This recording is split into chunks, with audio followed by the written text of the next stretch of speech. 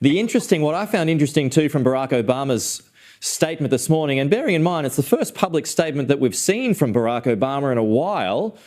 Obviously, he talked highly of Joe Biden's decision, but what was interesting there is that there was no endorsement of Kamala Harris. What do you make of that? Is that a suggestion to you that Mr. Obama wants an open convention? Yes, I think absolutely it is. I mean, he would have endorsed her if he wanted her to be anointed, if you like. Definitely. I mean, Barack Obama and Nancy Pelosi have made it clear to colleagues that they want to see an open contest here. They don't want Kamala Harris just to be put into the position. They think it's not a good look for that to happen, firstly. And secondly, of course, there could be another candidate who might be more effective against Donald Trump than Kamala Harris. But you've really got the Democratic Party split on this, Pete. A lot of people, Bill Clinton, for example, has come out in the last hour or so and has endorsed Kamala Harris.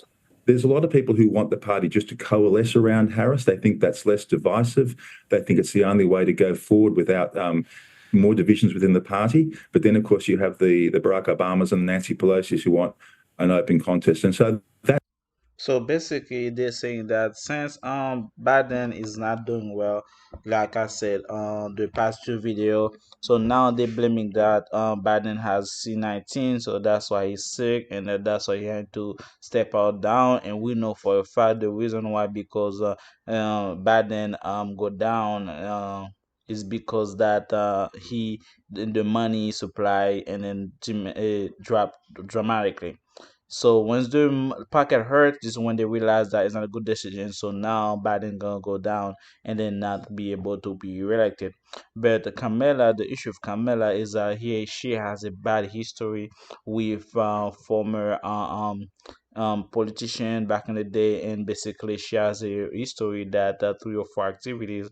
I'm just speculating. I don't know for sure that's it being portrayed. So basically, if they put her on power now, everyone gonna feel that the who's she's being with now, that's put her in power, that's endorsed her, and then whoever is behind her, whoever is supporting her, that's mean that that person is in the same bed with her. So that's the idea that they want to endorse Kamala, because it's gonna look like she gonna get the power from the higher up and not from the hard job, because she never do really think that's good for the society. And on top of that, the craziest part is that she changed her identity from time to time, because one time she's Indian African American, the other time she's a Black American. So basically, there's different images of Kamala that switches outside from flip to flip, so to get every voter's vote. And then now is a bad timing, since since Biden and Harris is one compilation and one government. So basically now if Kamala support Kamala, so that's mean Biden is also on the race. So if Biden is not drafted, and who's gonna work with Kamala, who's gonna pursue the fight or the debate from the next time they're gonna go intertwine. So I think it's just speculating right now. They know what's coming, just making a space for everything to come off. So whoever's coming next gonna smoothly come back in. That's really the big debate that we're going to see play out here in the next few days in Washington. Isn't the trouble too, and I know you've spoken about this too, when it comes to Kamala Harris, I mean, she's got that huge block of voters, the black vote there, and you know, you'd have to think that they'd be very upset if Kamala Harris wasn't at the top of the ticket, right, Cam? That's right. And I think the other problem is going to be, if they have an open contest, Pete, is that it won't actually be much of a contest, because Gretchen Whitmer, the Michigan governor, who would have been one of the frontrunners, has already said she won't challenge Harris. Gavin Newsom, the Californian government, who would be another frontrunner, has said previously that he won't challenge Harris. So you might have, if you like, an open contest where there's not much of a contest, because the danger for these candidates to come and now challenge Harris is that she's got a lot of powerful backing with Biden's support, Clinton's support, a lot of donors. And if it all went belly up and there were divisions because of that challenge, they would bear the blame. So it's a very risky path for someone to actually challenge Kamala Harris at this minute, I think. Yeah, I mean, and the cynics would probably argue too that, you know, they might not want to join the ticket because they might want to keep their powder dry for 4 more years, thinking, well, we don't have a chance. The momentum around Donald Trump is just too strong. There's too much negativity around Kamala Harris. There's the border failures. There's the stories about very high staff turnover, pointing to, you know, possibly fractured scenes behind the scenes as well. So perhaps they think, well, you know what? Let's just leave it for 4 years.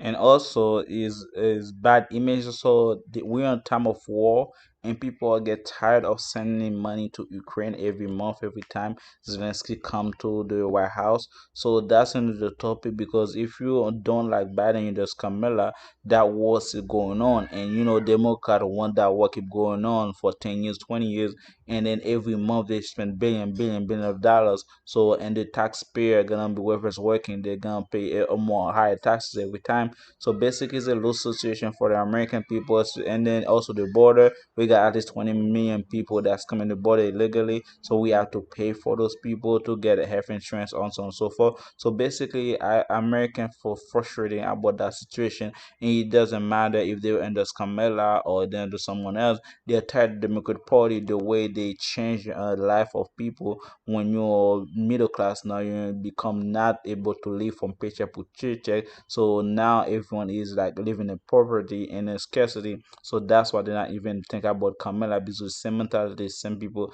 is a different version of the same outcome of the election. That's why they don't support both of them. So we're gonna see how things gonna turn out. Well, that's right, because I mean, there's just 3 months to go. It's enormous effort. Whoever is the Democratic candidate just has 3 months to defeat Donald Trump. He is well organized. He's obviously on a high after his convention and the assassination attempt. It's a massive challenge for any Democrat challenger to actually win at this minute. And some of the candidates, the other candidates, may look, we'll let Kamala go for it and perhaps take the fall, and then we can be clean skins and in 4 years' time when there isn't a Trump running against them. Yeah, that's true. Do you have a hunch on who she if it is her, who she might go with as a VP? No, it's an enormous range of choices she has. It's interesting. I wonder whether she's even considered it greatly at this point in time. But I think that we are probably likely, even if there's an open contest, Pete, to see Kamala as the candidate. I think it would be very unlikely that someone would actually topple her and beat her. I think that's what we're looking at. While we're going to be talking about this for days ahead, I think the ultimate outcome may well be that she is the candidate. Yeah, I mean, when's the last time there was an open process at a convention? And we're going back to the 60s, aren't we, Cam? Yeah, we're looking at 68, I think. And there's never been a situation where a presidential candidate has bowed out this late in the piece. I mean, this is completely and utterly new territory. And the thing for Donald Trump, this is a challenge for Trump too, because he was very confident of beating Joe Biden. He's also probably reasonably confident of perhaps beating if it's Kamala Harris, but he just doesn't know that. He's much more confident, I think, of beating Biden than Harris, and that's the real unknown. I mean, this is a generational change for the Democrats. They've rolled the dice. It's a big gamble, but from their point of view, it's not such a big gamble because they were going to lose anyway with Biden. I know you got your own. Is more to it than that, because what happened is Biden and Kamala is never support American, like, because the bridge is not really built up, the infrastructure is not really built up. It's just bringing the inflation skyrocketing, and on top of that, the school system is going crazy. People going to jail, people die more likely with a lot of drug throughout the border, and the kids and the stuff. That this is also the diversity between black and white and Hispanic and so on and so forth.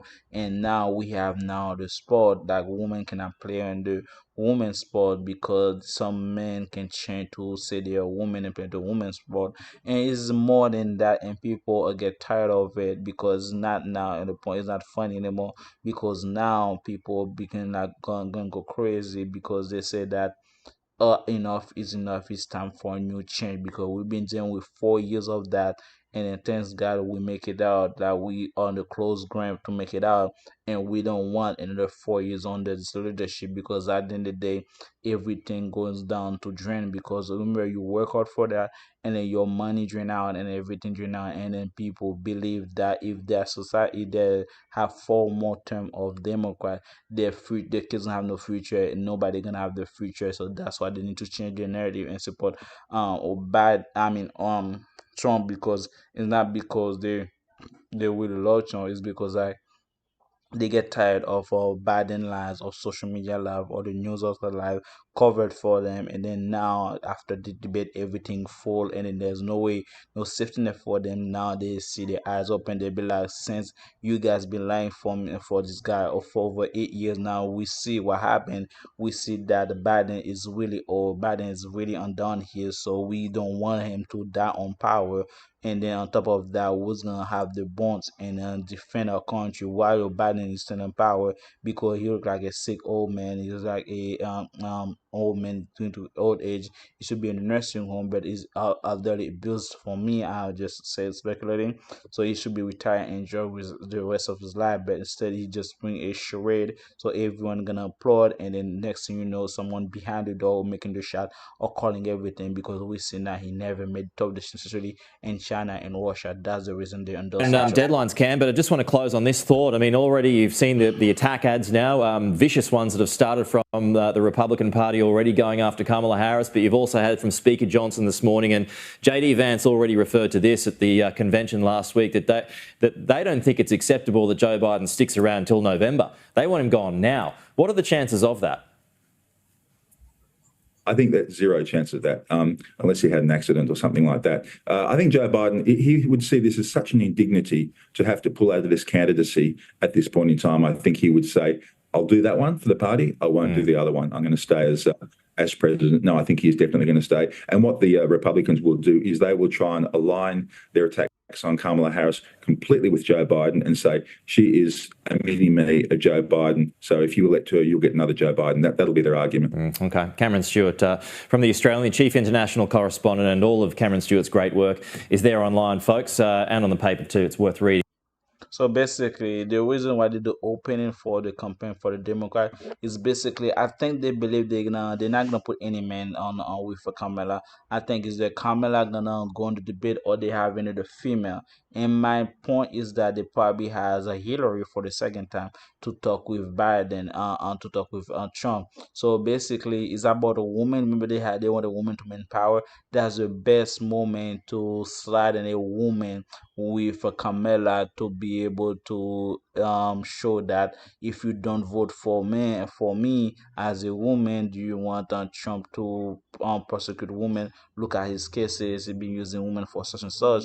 And then me as a woman, I'm gonna protect your wife. I'm gonna protect your dignity. I'm gonna protect everything else. But this guy is able to show a woman he doesn't respect women, and so on and so forth. But at the end of the day, they used that line before, and then when they send